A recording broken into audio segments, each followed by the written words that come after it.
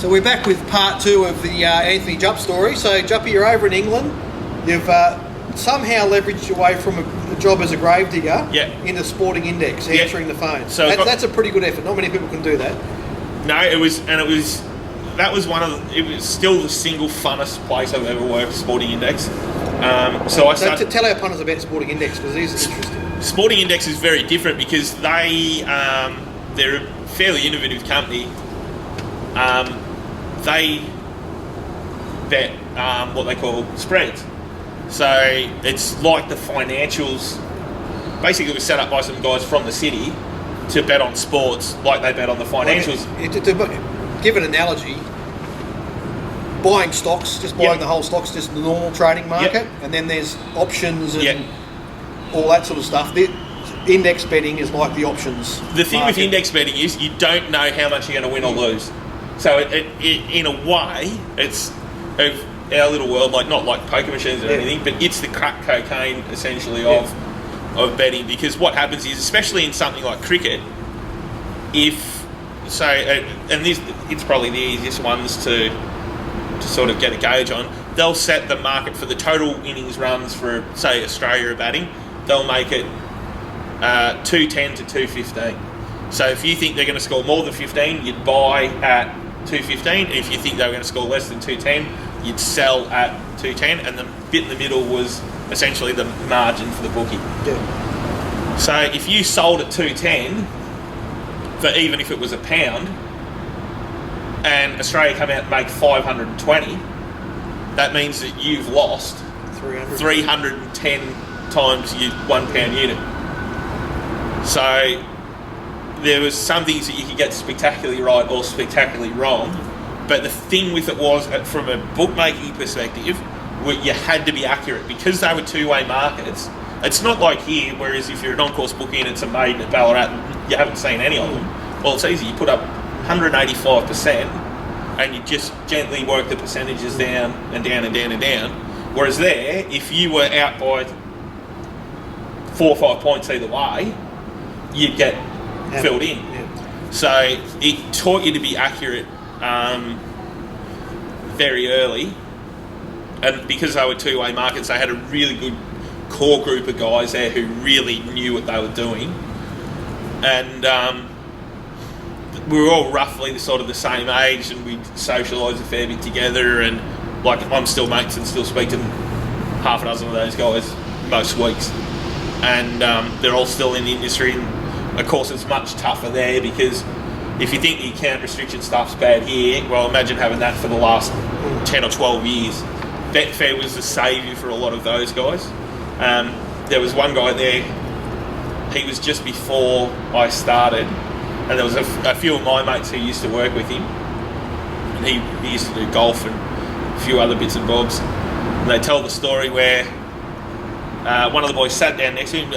This young man who sat down next to him is now very successful in his own right.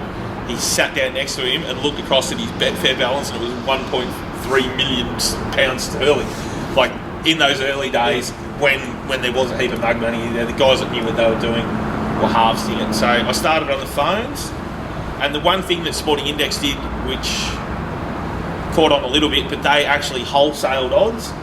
So if you were a bookmaker that wasn't sort of big enough to have a big trading team, they'd set it up where the odds would automatically feed into your system.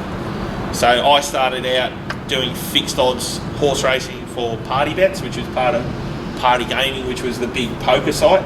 So they had a sports bet arm that they wanted to tack onto it, but they didn't have any expertise in pricing stuff, so they just wholesaled that to us. So I ran that for a little while, and then I got a job doing night shift, which was I did for... So the odds would appear on the Party Bet site, but they were coming from the Sporting Index office, and we controlled all liabilities and all that. It was bookmaking for them. And then I moved on to the night shift, which was I did it for 3.5 years or something. Like, it got tough towards the end, but I was doing 7 nights on, 7 nights off, so it was beautiful. I was only working half the time, but it was 10 p.m. till 8 a.m.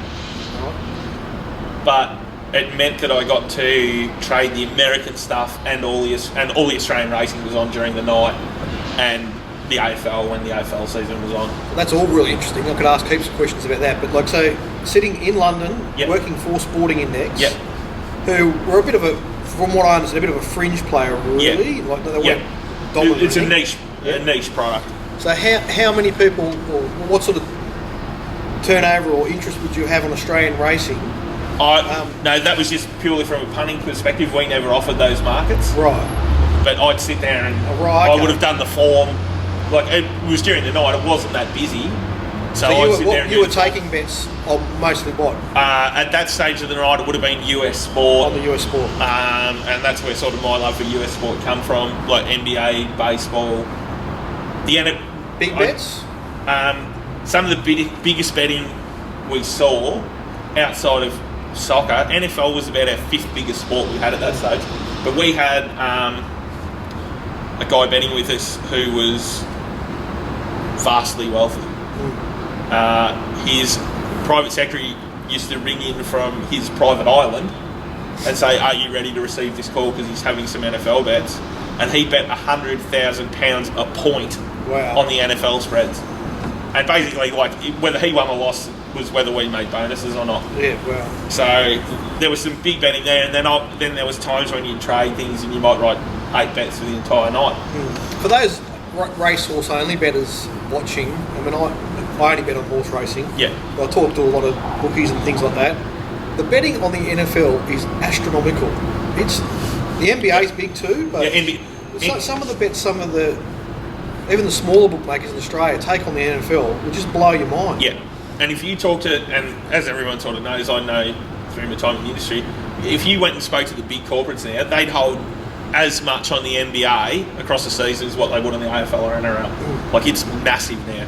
Yeah. So as you guys might have picked up, we're probably getting to it, but this is where Juppy started in the corporate world. But one of his great skills is his networking, and he pretty much has kept in contact with nearly everyone he's ever met. And no one knows more people in the bookmaking landscape across all areas of it, from the picnics through to the on-course bookmakers through to the corporate world, than Juppy does. So and I've been barred by most of them. So I was doing the nights, and at that stage we picked up quite a few contracts, because by the end of my time at Sporting Index, if I was trading, say, a baseball game, we were wholesaling the odds to Sky Bet, William Hill, Centrebet, Nordic Bet, and there's someone else I'm missing. But like, if I was trading it for 5 or 6 giants. Like, most of them I didn't see any of what the risk was, but when I was trading it for sort of 5 or 6 giants towards the end. So So how many years did you actually work for Sporting Index, Juppy? About 4 years. So you started off entering the phones and did the night shift. Yeah. So at which point did they start training you on how to frame a market? So you're only doing the trading? Yeah. No. Basically, and this sort of ties in with another story. When I was living over there, my cousin Dave, the dividend, he'd had enough. He had a double degree. He's a lot smarter than I am. He had a double degree in mechanical engineering and physics. So he was working for the water department up at Shepparton for Golden Valley Water. He had enough, and he'd seen how much fun we were having in England. So he decided to move over, and he was just playing cards. Like, he was getting a steady income out of playing poker. So he moved over there. He was living with us, walking around in his undies, eating fried chicken most of the day. If some of the blokes who were watching this would have met the dividend, know that he loves nothing more than beer and fried chicken. So he goes, well, I better get a job. I said, well, what are you going to do? And he said, well, I'll just get a job pouring beer in a pub, because Uncle Tony's always had pubs and whatnot. And I said, mate, I could probably get you a job answering the phone here at Sporting Index, and it'll be better money than working in the pub, and you won't have to deal with all the pickles. You'll just be sitting there in the evening and you'll be watching sport anyway. It'll be good.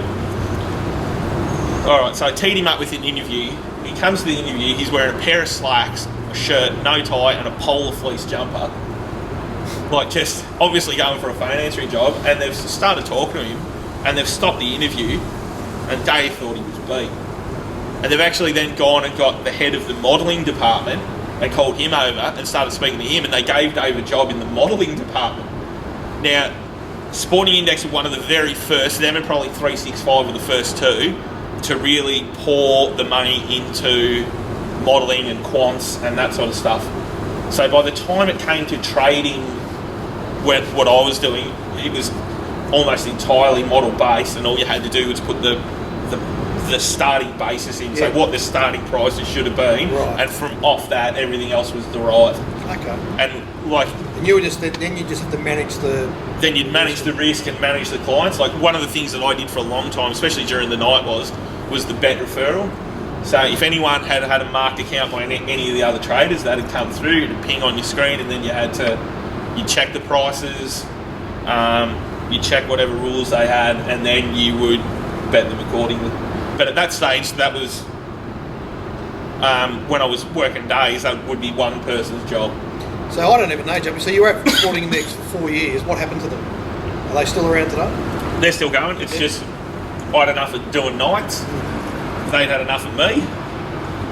I'd have to say, look, it sounds like a good company to me. If they interview a young bloke that turns up sort of semi-appropriately dressed for a phone answering job, and they, in the space of one interview, have got enough wherewithal to recognise that he's a clever boy, and to utilise his skills more appropriately, good on them. That's probably why they've been a successful company. And that's what it was like back then. It's the same as everything now. It's all been a bit corporatised and it's all dropped away. But like the culture there was unbelievable. So I'd had enough of doing nights. They'd had sort of enough of me. And then I got a job with Marathon Bet, which was Panbet at the time. They were based down in Brighton on the south coast. So I said to Lara, like, this is more money than what I'm getting to spend. I don't have to work nights. We can go and live by the beach. Fine. We went down there. We were down there for about 6 or 8 months. Loved it. It was a small company. I traded everything from horse racing to dogs to lawn bowls to everything in between. If it was on telly, we traded. The Greyhounds is a different setup over there. It's not like what it is here. Yes, they have a heap of dog meetings, but they're basically just beamed straight into the betting shops. It's not shown, you can't watch it at home anymore. Right. The only times that you can watch it is if it's a feature meeting. And they then put them on Sky Sports. So it'd be like having the dogs on Fox 2 on a Tuesday night, but it was a feature meeting. So I can remember, and we were only small at that stage, the crossover. Marathon was a huge Russian-based company. They've nearly got a monopoly over there. And the merge between them and Panbet was still sort of happening, so they had a UK arm. Well, they've kicked on to the point now, and I think they're the betting partner of Man United now. So they've sort of really moved on. So I can remember trading the dogs one night, and I went through and did the form. I spoke with a couple of blokes in the office who I knew, and decided to take 2 or 3 on. They all got beat. And I remember winning 1,500 quid, and the boss absolutely thought I was a complete genius the next day, because for them to win 1,500 of the dogs would normally take them about 2 weeks. And I'd won it in a night. So that was really good, but the only problem was, as people who know about the UK, Brighton is the gay capital of England, and Lara's a hairdresser. So she really struggled to get a gig down there, and being a hairdresser, she needs to keep her hands busy. So she was struggling to find work, but she didn't need to. And then we had a wedding to come home for. And we flew home for a wedding.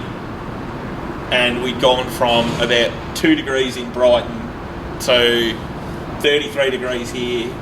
By that stage, all sort of my brothers and Lara's family, they were all starting to have children. And I came over a week before Lara did. And then I went home a week earlier than Lara did. The wedding was in the middle. And I remember her flying back to Brighton, and there was a real steep hill from the train station down to where we lived. Well, there was a foot of snow when Lara got off the train. No. She's carrying her backpack, and she slips going down the hill. No. She gets home, and she just goes, We're going home. I said, I really like it here, though. She goes, I don't. We're going home. So at that stage, I'd sort of had enough contacts, and there was a couple of positions available.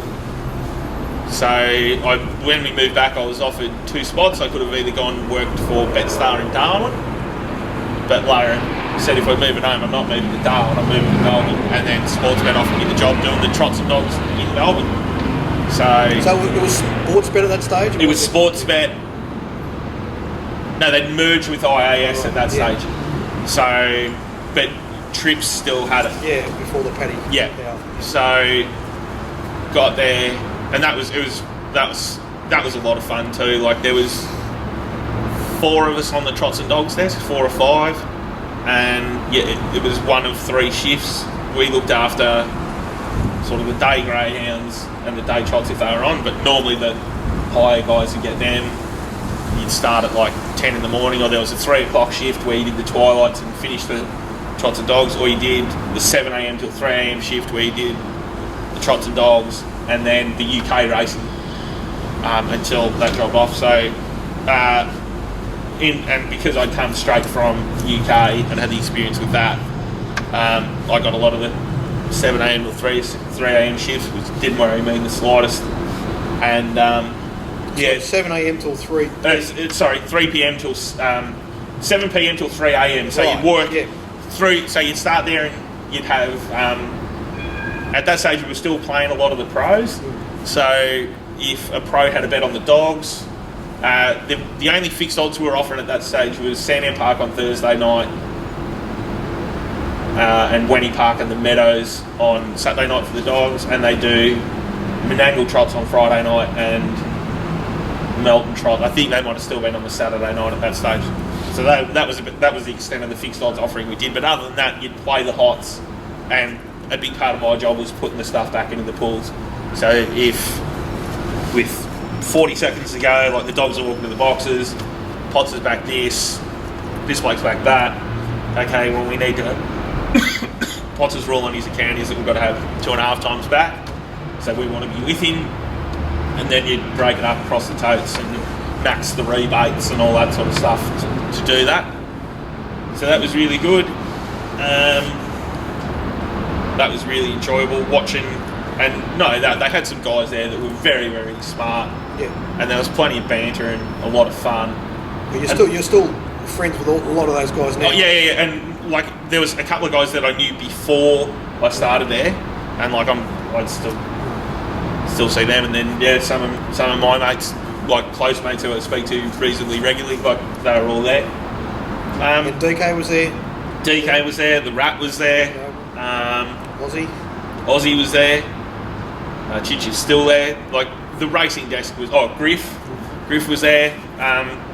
The racing desk was strong. They all had strong opinions, and they were all taught by the great Jared Toomey, and he was still there. And like towards the end, so there was a big change in the business where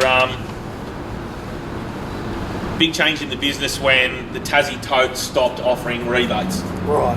So essentially that then they almost wound up the Trots and Dogs department, because that was before the real fixed odds proliferation happened. So we used to sit, there was a long desk at the back near the window, and then there were 2 big oval desks, and one was racing and one was sport. And for a while there I got to sit next to Jared and just listen to his old stories, were just great and whatnot. And then when they broke up that department, I was lucky that there was a position open in US sport, and having the US sport experience in UK meant that I got moved across to there. So how many years in total were you at Sportsbet? It was either 2.5 or 3, it was something like that. But I was also then when the Paddy Power influence started to come in, and there was one famous, like all the customers had rules. It didn't matter whether, if you didn't have rules, it meant that you were nothing to worry about. It just went through, and it didn't matter. If you were a hot punter, if you were someone we had to look at, then you'd come through and get referred. Or if you were VIP, you then had to get. Normally they just got whipped through, but you'd at least check the bets. And I remember there was one night we had this guy, big punter, used to bet anywhere between 20 and 25,000 a race on the Trots and Dogs, and he'd be there in the evening, and if he was losing, he'd then keep going into the chase, and into the UK racing. And it was when we first started to link up with Paddy Power, and they were looking at the books. So he's come on and had, I think it was 25 grand on a $9 pot. No dramas. It's on a UK race. Yeah, on a UK race through to the keeper. Next thing you know, phone rings. It's Ireland. We've got this angry Irishman on the phone. What the hell are you doing? We don't stand things for 400,000. This is unbelievable. You won't have a job in the morning. You wait till I'm finished with you. Absolutely tore me apart. I said, mate, if you want to avoid that bet, avoid away. I said, but I'm telling you one thing, there'll be one bloke who'll be sacked in the morning and it won't be me. I then got called into the office the next day, and there was a conference call to Ireland. I was commended, and the other bloke had strips tore off him and pointed out that this was the reason why they in fact bought the business, was because we had clients like this, and this is how you actually play them. So they'd never seen anything like that. But that was when...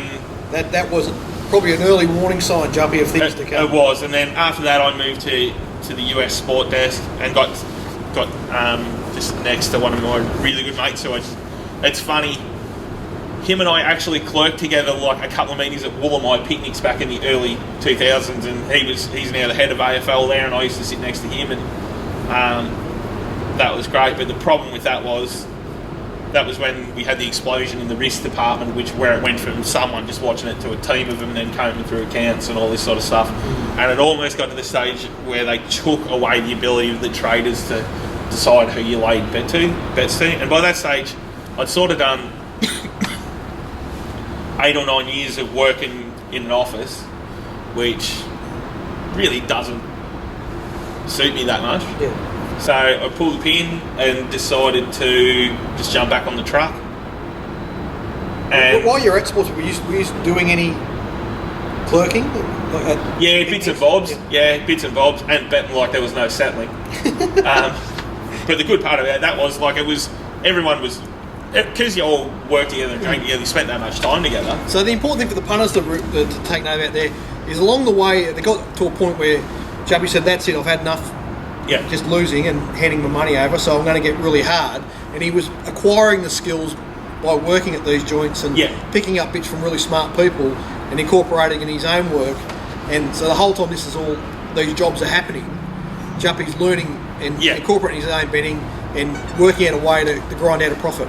And not only that, it's also I've been completely blessed to basically through my whole betting career to be surrounded by really, really good people. But you've also got a complete window into exactly what not to do. Like the people go, especially when you talk to people who are inexperienced and mugs and whatnot, they've gone, do you take multis? And of course the answer to that is, the only reason I take multis is if there's one I'm trying to sneak through that I don't want them to see. It's just, the old rule used to be that if you can break even on the square bets, like the head-to-heads and your handicaps and that, you'll get your bonus out of the multis because they just donk it off. So then I went back on the truck and I'd had enough of sort of bookmaking and that. I was just punting away, and even then I sort of slowed down a little bit on the punt and whatnot. And I got a call from an old bookie. He said, I need a clerk. And I'd had no real interest in doing it. I said, all right, well, here's the deal. I don't want to do any packing up or setting up at the stand. I want $350 a day cash. And I want to be able to punt while I'm working. And I thought, well, this is good. I've priced myself out of the market. You're leaving me alone. He goes, no dramas. You go into Healesville next week. And I'm going, oh shit, I'm back into it again. I didn't really need this. So I did 2 seasons with him, with Ian Taylor, who I'm still going around and see him every now and again. So what year was that? 2010 maybe? No, it'd be later than that. It was probably 14, 15 maybe. Right, okay. So when did you first become known as at the picnics and the social media? In fact, there was probably one of the key learnings that I've got, and something, it was funny you mentioned that, Potts, because I would have completely glossed over it, and it was the real turning point in my career. There was a guy, I think his name's Gary Robinson, from Winform Ratings, that are based out of Newcastle, and he ran a seminar down here that they had at Crown, and it wasn't so much what I got out of the seminar, but they introduced me to a site called Punting Ace, which was run by still two of the smartest blokes I've ever come across, in Matt Elliott and Jess Healy. Matt's still punting away. He's very good. Jess won enough out of it where I think he just owns an island off Indonesia or something. He just surfs now. He's gone aground. But that's where At the Picnics came from, because I was always talking like, oh, at the picnics we do this. That's where my forum name on the Punting Ace forum came from. And there's still a few guys from that old forum that I still speak to now and again. One of them is, in fact, following on from last week, is Rat's cousin. Right. Cam.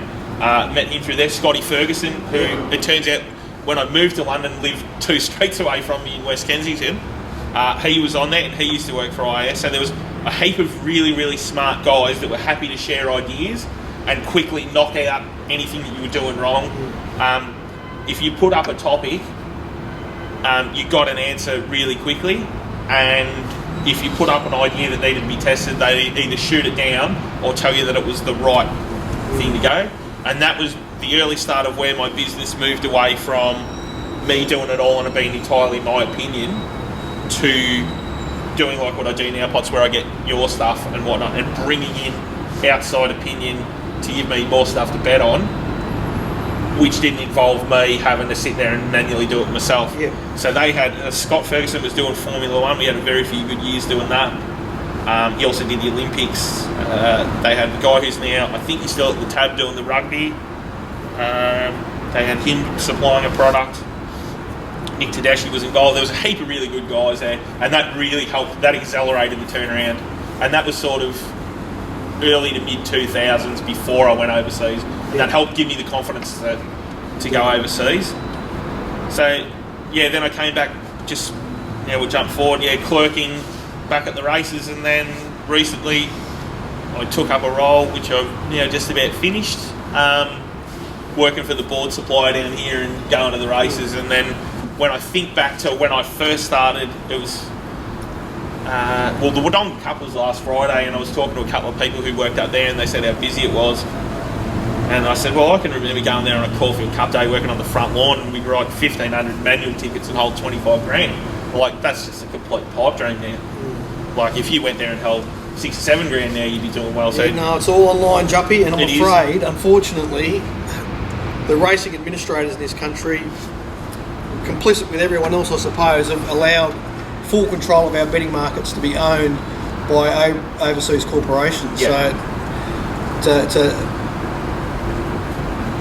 problematic development, I suppose, and we've always got to work our way through it. But I just wanted to mention to our viewers that it's we'll do another one of these shows. We've done one with DK, who does completely his own thing. I tend to do my own thing as well. Juppy's likes to get information from other sources and then manage his own punting bank and work it that way. But Juppy also does his own prices. You do it on the women's basketball. I do quite a few things. What I do is I tend to do the minor sports because they're easier to beat. Yeah. But then I balance that out to try and keep the accounts going by like being on the other side of the fence. You know what it takes to keep accounts open. Yeah.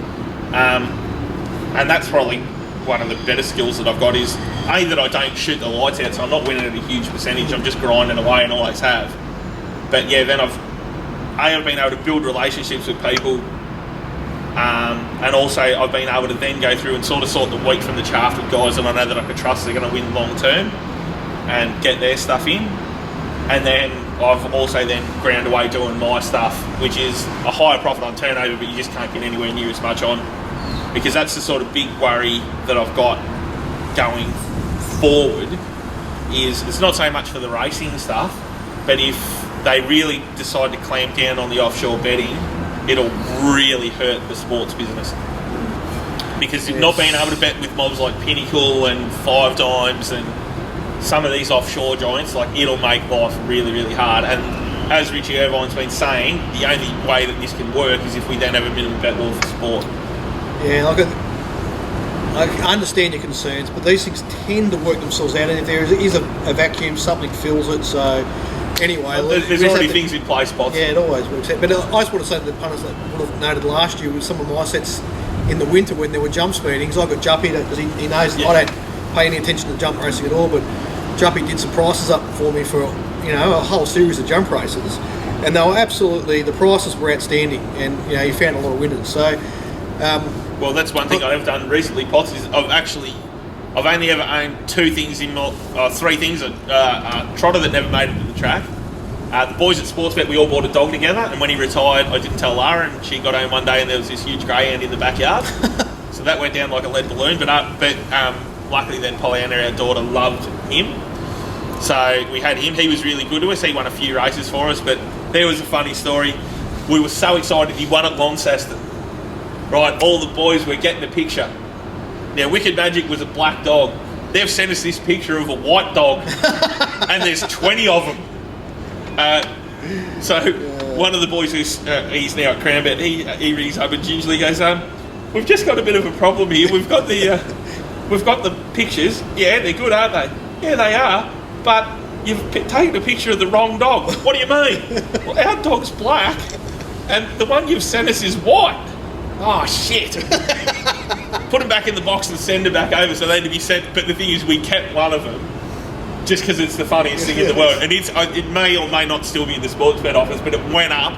There wasn't much on the walls in the Sportsbet office, but it was one picture that went up, was the picture of this white dog that wasn't our dog. Because and every time you walk past it was funny. And I've just recently bought a share through, a hookup through a friend of the show, Craig Knott. A small share in a jumper that hopefully might make it lawnable. If not, it'll be there. But yeah, I don't know where I got the love from the jumps from, but maybe because it's just something different. Like, it's... Well, you've grown up in Victoria, you've grown up in Melbourne, it's part of Victorian racing, and people like me that grew up in Sydney don't really understand it, you know what I mean? And a lot of, unless you're growing up in Victoria now and you're of the younger group, jumps racing is dead everywhere bar Victoria, and just like a bit of it dribbles over into South Australia. It's had 2 days in South Australia, and even that's dropping off. Yeah. But the other thing about it was it just sort of engaged me because it was different. Like when you bet on so many flat races through the years, to have something a little bit different, I just found as a younger person, and then of course going over to England, you sort of got the real feel for it. So I've been to a lot of. I went to the races pretty often over there in England. Love going to the races over here. Had a look after Traralgon. I've got 8 tracks left to go to in Victoria, so that's my little bucket list going forward. And there's plenty of good meetings out there, and even up until even on Sunday, I've had doing this. We've done this, you and I, now for 12 months, Mods, and before that I did a few when Dallas came down.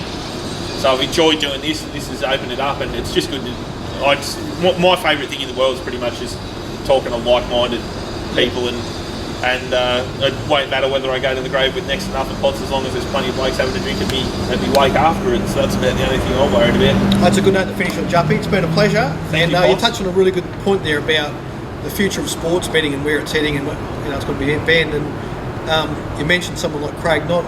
Hopefully Craig's watching this and he's managed to get right through to the end, and we can invite him on as a future guest, because I think no one would know more about where that's heading than Craig. Yeah, and also there's one thing I must mention with Craig too. I was watching last night. Craig's also on the Harness Racing Advisory Board. He loves the trots. He's made some just minor tweaks through that, and they had a massive night there. There was no one at Melbourne, but the turnover was bigger in Victoria, and the turnover in France, because they'd been those trotting races into France last night were massive. So yeah, down the track, that's another thing. I've only had a few conversations with Craig, but he's a real lateral thinker, and to the credit of whoever's running harness racing in Victoria, they've been open to his ideas. Yeah. And I'd love to talk to him and find out, what impact they've had and where it's all heading, because the trots were heading down a very dark path, and I'd be interested to hear where it's going now. And obviously Craig also has an unbelievable insight into the sports betting world. So. And I think that's something that we're going to continue to do, Pods, is we enjoy doing it, but also we also love getting interesting people on who think we think that the punters can get out. So we've set a floor now, so everyone we're going to get is going to be more interesting than me. Good stuff, Jumpy. All right, thanks, punters. See you next week.